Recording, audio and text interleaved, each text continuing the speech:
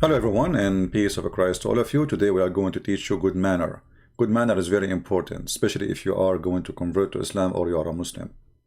We don't accept. Let us make it clear. We don't accept anything except having holes in the narrative. This is the only thing is allowed. And as you see in this cloth here, the Prophet is very conservative man. He will not allow the women to show her face, but he designed a special dress with holes in the narrative. So Prophet Muhammad, who taught people how to be people of good manner, how much his manner was good. Now, we will not question how many rape he did, etc. But today, we have Dr. YasirQadhi, Dr. Hole in the Narrative, previously, YasirQadhi, is going to explain to us how the Prophet, he was practicing his good manner. And I hope that this will be not a great example for men in real life. Go ahead, Hole in the Narrative. And this is an incident that the books of tafsir mention more than the books of seerah, because the Quran was revealed for this incident, and therefore the books of tafsir mention this story. And once again, so with Maria, there's all of these mini stories that are problematic from one perspective, and this is also one of them. And again, I reiterated, it better you hear it from me than from others. And also, this is in the Quran, so you can't really, like, this is a verse in the Quran. It is reported in Tabari that, and many other books of tafsir, that one day Hafsa went away and she was not going to be at home, and so the Prophet called Maria to the house of Hafsa, and it so happened that Hafsa returned earlier than she was supposed to, and she saw Maria leaving her house. So she became extremely enraged, and she became irritated with the Prophet ﷺ, and she said that, Ya Rasulullah, is that how much, how do I translate this, respect you have for me, or is that what you think of me in my house and on my day? And so the Prophet ﷺ continued to placate her and calm her down, and she basically was very emotional, and until eventually she made the Prophet ﷺ promise to never ever see Maria again. And the Prophet ﷺ said, I have made her haram for myself. Okay, khalas, I give up. Basically, Maria is haram for me. I will never see Maria. I swear to Allah, by Allah, I'm never going to see Maria again. And he told Hafsa, he made Hafsa basically keep this between the two of them, and he said, do not tell Aisha. And this shows What a story, what a prophet. And look, he did not tell us what happened. So the Prophet, he called Mary the Copt to come to his house. Okay, what happened inside the house? And then his wife, she came and she saw Mary the Copt leaving the house. Oh, are you sure this is the story? The story doesn't say that. She cut him in the bed. That's why she said to him, in my bed, in my house, you filthy coward, son of Muta. And look, they are talking about the best man they have, and that best man, when the wife go away, he called the maid, who is not lawful for him.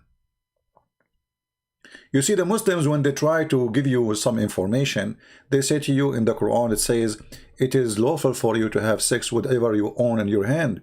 But the Quran make it clear, the one you own in your hand is the prisoners of war. Mary the Copt, she is not a prisoner of war. She is a slave who was given to him as a gift.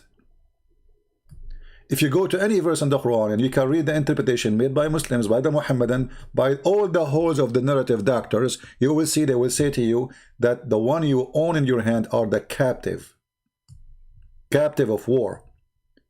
So the Quran make it clear that a captive of war, you can rape them. But there's nowhere in the Quran it says that a woman, she is your slave, not from captive of war, you can rape her, or you can sleep with her, or she is lawful for you. So Islam make it clear that you can rape women who you kidnap them from their husbands, but you cannot rape women who they are just your servants. Mary the Copt is his servant. And just to show you how filthy this cult, there's a story about a woman. I posted the hadith reference. This is like not only one hadith in the video info. You can click and you can open them. But this is the book of Al-Musannaf, page number 550. But this hadith exists in many places. It's not only one. They are giving you reference of many hadith. About a Muslim woman, she did marry. She marry, not sleep. She wanted to marry, not to sleep with the guy.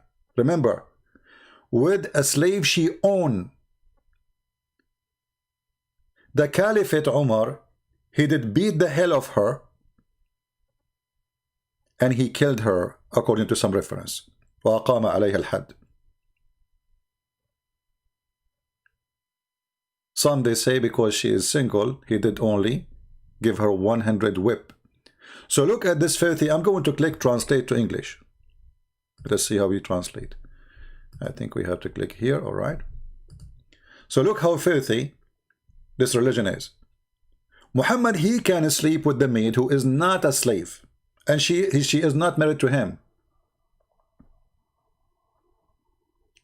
A woman, a Muslim woman, she cannot sleep with her slave even if she is going to marry him. And actually she cannot marry a slave.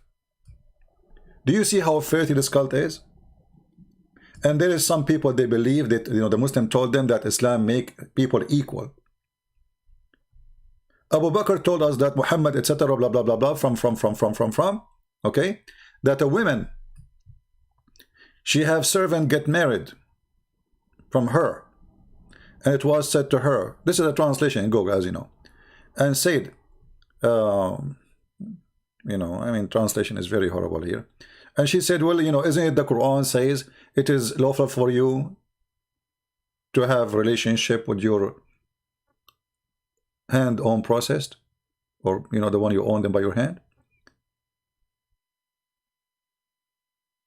They took her to the Caliphate, Umar, and Umar, he said to her, how you do that? Who allow you to do that? And as a result of this, he did beat her 100 times. You cannot do that. A man, he can sleep with his slave. This woman, she is not even sleeping with the slave. She married the slave. Yet she cannot do that.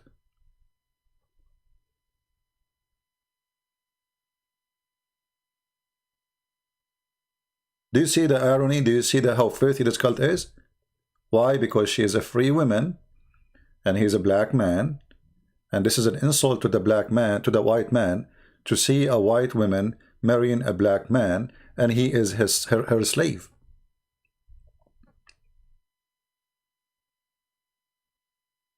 Now the translation here is not too much good, so I'm going to go to the Arabic page. It says here, عن بكر from Bakr, it says, تزوجت امرأة عبدها فقيل لها فقالت أليس الله يقول وما ملكت أيمانكم فهذا يملك يميني. Isn't it Allah, she said to him, okay, I marry a slave, but isn't it Allah, he says, and it's lawful for you what you own by your hand? And here they say, and she married him without a proof that this is true.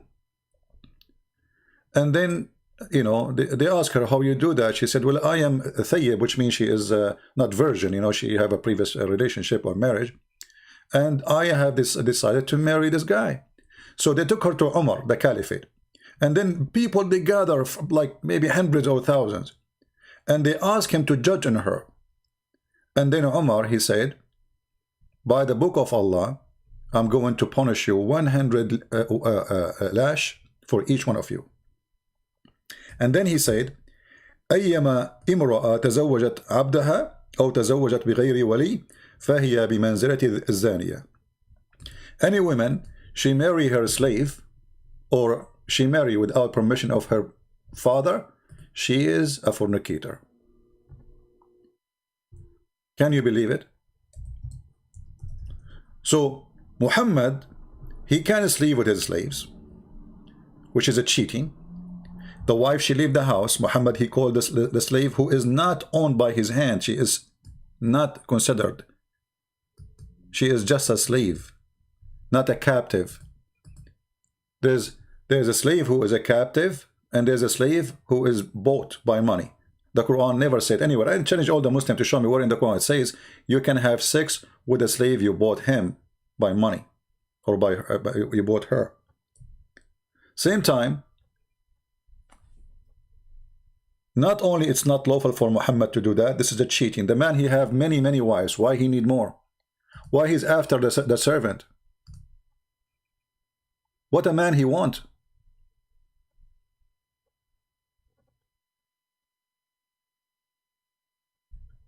I took this part here, the one I copy in the screen, and I took it to Google Translation. You can do the same. You know, this is the page, it's in the info. You can copy the same part, or you can, like, you know, in order to get better translation, just like copy part by part, so you can get better translation in Google. When it get long, it get lost. Omar, he said, whichever woman marries her slave or marries without guardian, she is an adulterer. This is Google Translation. How come if the Prophet, he sleep with the slave, he's not married, he's a good man? And how in the world people who believe in a Prophet, they believe he is the most decent person, they think there's nothing wrong in this man asking the servant to come to the house so he can sleep with her as soon as the wife, she left the house. And this is an incident that the books of tafsir mention more than the books of seerah, because the Quran was revealed for this incident, and therefore the books of tafsir mention this story. And once again, so with Maria, there's all of these mini stories that are problematic from one perspective, and this is also one of them. And again, I reiterated, it better you hear it from me than from others. And also, this is in the Quran, so you can't really, like, you notice here, you better hear it from me than from others, because this is bad. This is our Prophet. We have a fornicator who speak against fornication. We have a fornicator who said that he's a prophet, and he is the one who stoned people to death for fornication. So the fornicator who practice fornication every day, he stone you to death for fornication, but yet he practice it as a lifestyle. Like, this is a verse in the Quran. It is reported in Tabari that, and many other books of tafsir, that one day Hafsa went away and she was not going to be at home, and so the Prophet called Maria to the house of Hafsa, and it so happened that Hafsa returned. It so happened, Hafsa, how dare you? I mean, he did not, you know, I mean, wait until he, you know, she's done and she go. And you see here, the coward, he did not say what happened. I mean, okay, she called her to the house to do what? To clean the house, to make coffee. They are ashamed of their Prophet. They are ashamed of the story, and now he's trying to cover the story because it's there anyway. We are talking about it. He's not saying, he said, you know, you better hear it from me. They heard it from us before you, you coward. We force you to talk about it. The same as the holes of the narrative.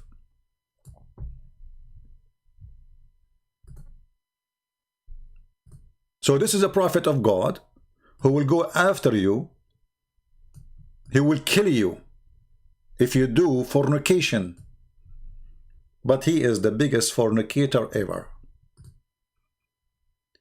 His name is the Fornication Prophet, and we were in short video with Mr. Dr. HolesInNarrative.